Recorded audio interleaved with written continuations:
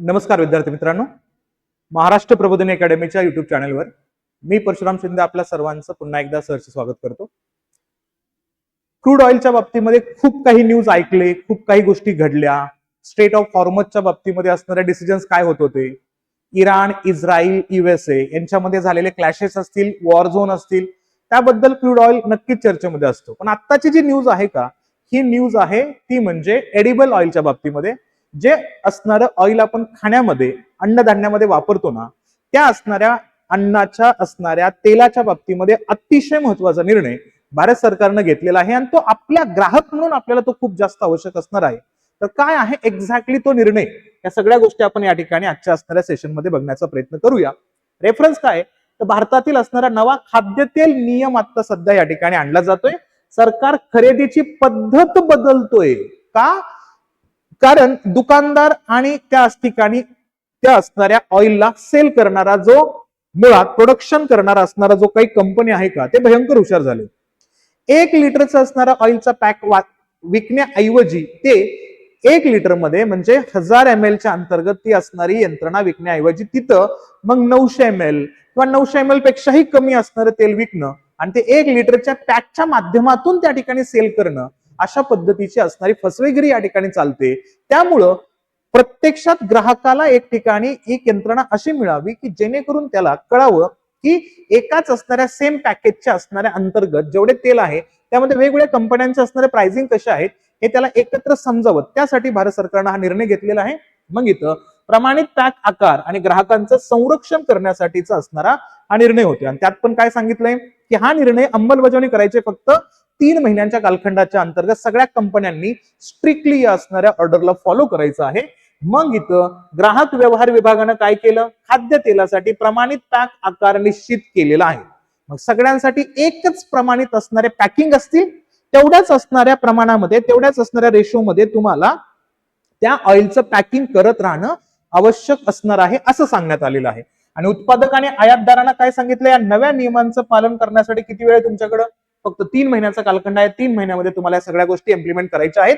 आणि हा नियम कसा असेल, कायदेशीर मापनशास्त्र, लीगल मेट्रोलॉजीच्या अंतर्गत लागू करण्यात आलेलं आहे. म्हणजे हा रॅन्डमली फक्त डिसिजन घ्यायचा म्हणून घेतलेलं नाहीये. याच्यामध्ये इम्प्लिमेंटेशन करण्यासाठी लिगलाइज असणाऱ्या कंडिशनला लेजिटिमसी देण्याचा प्रयत्न या ठिकाणी केलेला आहे. हे तर लक्षात ठेवायचं. सर्व कंपन्यांनी एकाच प्रमाणात तेल विकल्यास ग्राहक सहजपणे किमतीची तुलना करू शकतो.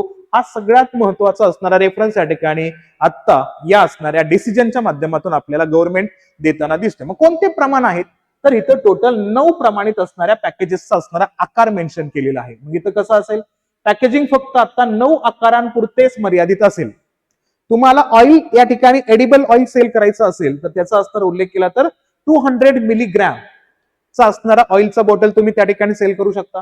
500 मिलीग्रॅमच्या असणारा ऑइलचा बॉटल तुम्ही त्या ठिकाणी सेल करू शकता. 1 लिटर पर किलोच्या अनुषंगाने असणारं ऑइलचा बॉटल तुम्ही सेल करू शकता. 2 लिटर पर किलोग्रामच्या, 2 लिटर किंवा किलो या पद्धतीचे असणारे ऑइल बॉटल तुम्ही सेल करू शकता.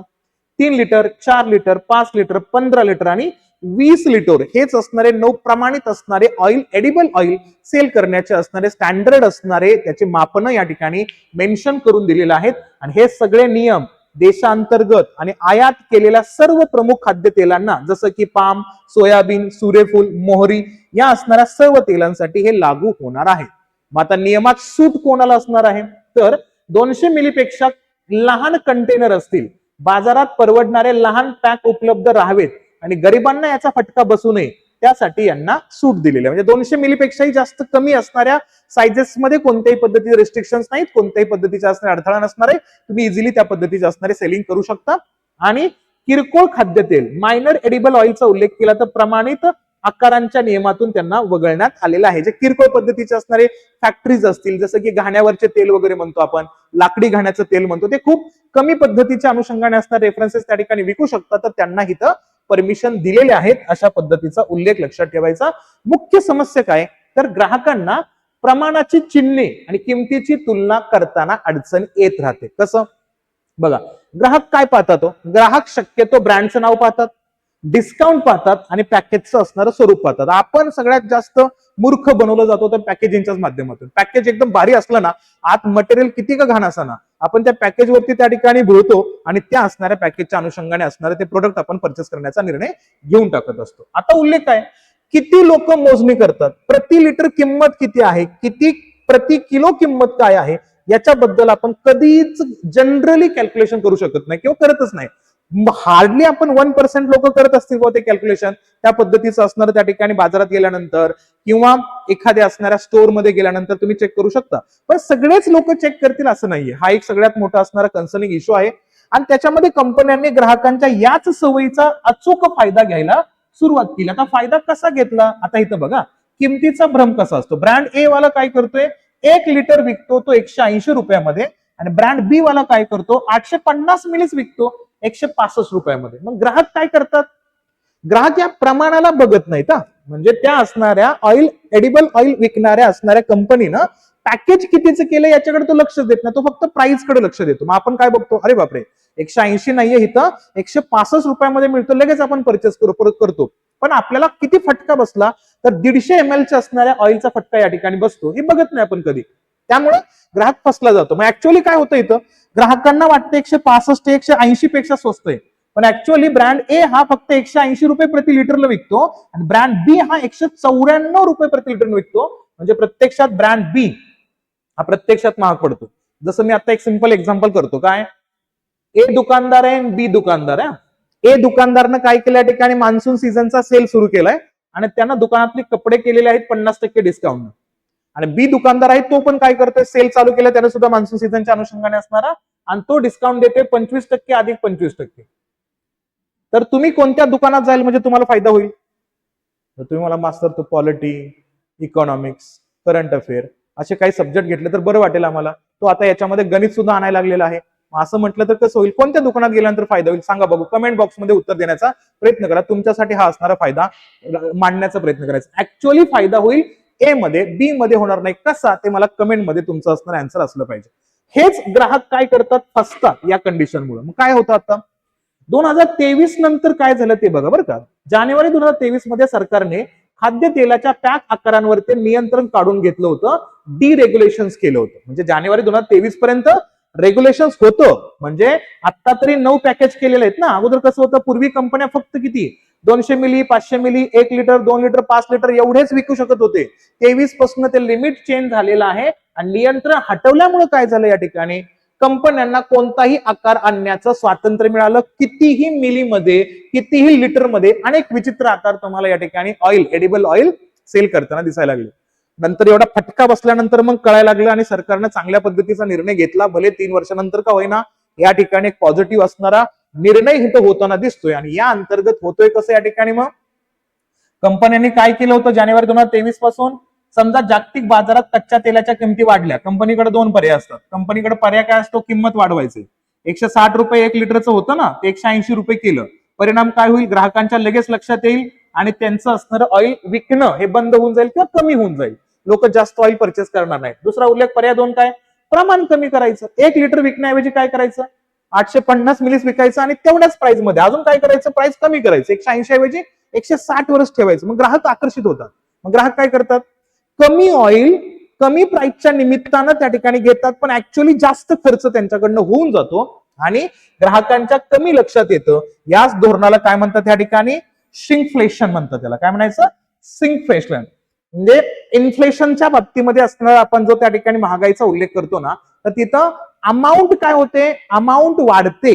म्हणजे प्राइस अमाऊंट वाढते, पण त्याच्यामध्ये असणारं वस्तूंचं जे अमाऊंट आहे का ते तुम्हाला श्रिंक होताना दिसतं, कमी होताना दिसतं. म्हणून त्याला काय म्हणायचं, शिंकफ्लेशनचा असणारा उल्लेख या ठिकाणी करतो. आणि त्या अंतर्गत उद्योजकांनी स्वतःहून नियमांची मागणी केली. बघा इथं कंपन्यांनी, उद्योजकांनी स्वतःहून मागणी केली. आता असं वाटतं ना या ठिकाणी जे विकतायत त्यांनी जर मागणी केली तर इथं काहीतरी गौड बंगाल दिसतोय ना तुम्हाला, काहीतरी फॉल्ट दिसतोय. पण थोडंसं एक पॉझिटिव्ह आस्पेक्ट पण याच्यामध्ये घेऊया आपण. उद्योजकांनी नियम काय केलं तर एक रंजक वळण आहे याच्यामध्ये. अनेक खाद्यतेल संघटनांनी स्वतः सरकारच्या हस्तक्षेपाची विनंती केली. ग्राहकांमध्ये गोंधळ होतोय, दिशाभूल करणारी किंमत तुलना आहे आणि अनुचित स्पर्धा आहे. मुळात कंपन्यांनी का स्वतःहून विरोध केला असेल, कारण अनुचित स्पर्धा आहे. काही कंपन्यांना जास्त बेनिफिट मिळत असेल त्यामुळे या ठिकाणी विरोध होते. काही का होईना ग्राहकांचं कल्याण झालं यातच आपलं असणारं सार्थक आहे हे आपण समजून घ्यायचं आहे आपल्याला.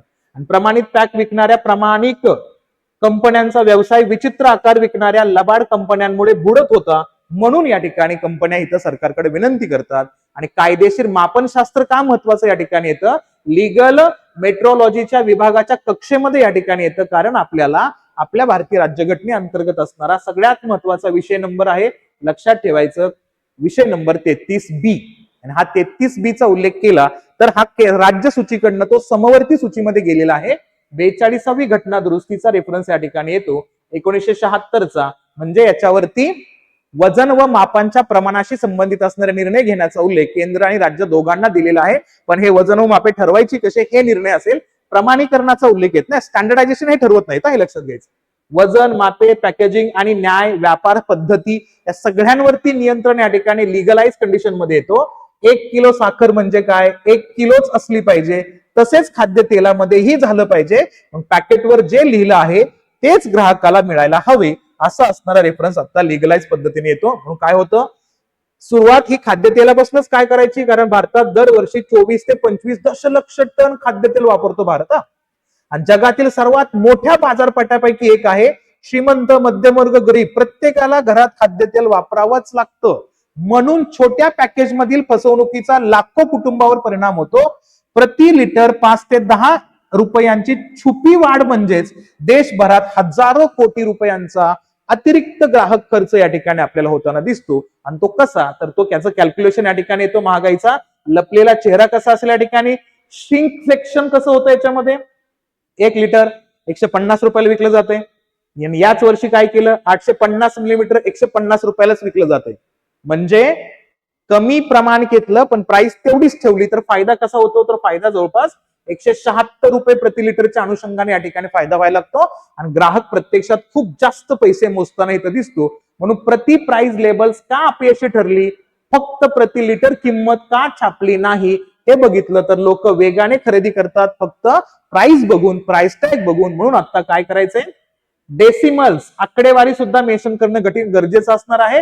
म्हणून युनिट किमती खूप लहान अक्षरात लिहिलेल्या असतात, इतर माहितीपेक्षा लपलेली असतात. म्हणजे हे प्रोडक्शन घेणारे असणारे कंपनीचे असणारे लोक भयंकर हुशार असतात ना. ते ग्राहकांना काय दाखवतात, मोठ्या अक्षरात लिहिलं जातं 165 रुपये आणि लहान अक्षरामध्ये लिहिलं जातं 850 ml. 100-1000 ml चा उल्लेख त्याच्यामध्ये केला जात नाहीये, हे इथं लक्षात ठेवायचं. म्हणून सर्व पॅकचा आकार कसा असला पाहिजे, एकसारखा असला पाहिजे, समान असला पाहिजे. हा मुद्दा या ठिकाणी चर्चेमध्ये आला. आणि 9 असणारे पॅकेजिंग सध्या समोर येताना दिसतात. आणि पर्यावरणीय फायदे पण काय याच्यामध्ये, प्रमाणीकरणामुळे केवळ पैसेच वाचत नाहीत तर कचराही कमी होतो, पॅकेजिंगचे प्रमाण कमी होतात, सोबतच प्रकार कमी होतात, उत्पादन प्रक्रिया अधिक सुलभतेने होते, अतिरिक्त साठा कमी होतो आणि वाहतूक कार्यक्षमता सुधारते. पॅकेजिंग कचऱ्यामध्ये मोठी घट सुद्धा याच्यामुळे होते.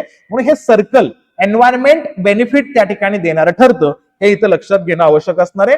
आंतरराष्ट्रीय दृष्टिकोनाने निष्कर्ष काय असेल याच्यामध्ये, ग्राहकांचा हक्क मेन्शन केला आपण, न्याय स्पर्धा आणली, कॉम्पिटिशन कमिशन ऑफ इंडियाला योग्य पद्धतीने कॉम्पिटिशन करता येऊ शकतं, किरकोळ क्षेत्रातील पारदर्शकता असते. म्हणून हा नियम केवळ खाद्यतेलापुरता मर्यादित नाही तर एका सुरक्षित आणि पारदर्शक बाजारपेठेच्या दिशेने टाकलेलं एक अत्यंत महत्वाचं पाऊल आहे, हे तुम्हाला इथं लक्षात ठेवायचंय. या असणाऱ्या गव्हर्नमेंटच्या या डिसिजन बद्दल, खाद्यतेलाच्या पॅकेजिंग बद्दल जे 9 पॅकेजेस मेन्शन केलेले आहेत याबद्दल तुमचं मत काय आहे हे नक्कीच कमेंट सेक्शन मध्ये मांडण्याचा प्रयत्न करा. चॅनलवरती नवीन असाल, आपलं चॅनल पण नवीनच आहे, त्यासाठी काय करा, जास्तीत जास्त विद्यार्थ्यांनी या ठिकाणी शेअर करा आणि सोबतच आपल्याला या ठिकाणी चॅनलवरती सबस्क्राईब करायचं आहे. सेशन आवडलं असेल तर शेअर नक्की कराल अशा अपेक्षा ठेवतो. थांबूया इथं, आपण भेटूया अशाच असणाऱ्या सेशनसाठी पुढच्या असणाऱ्या भागामध्ये. तोपर्यंत काळजी घ्या आणि अभ्यास करत राहा. थांबूया इथं आपण. थँक्यू.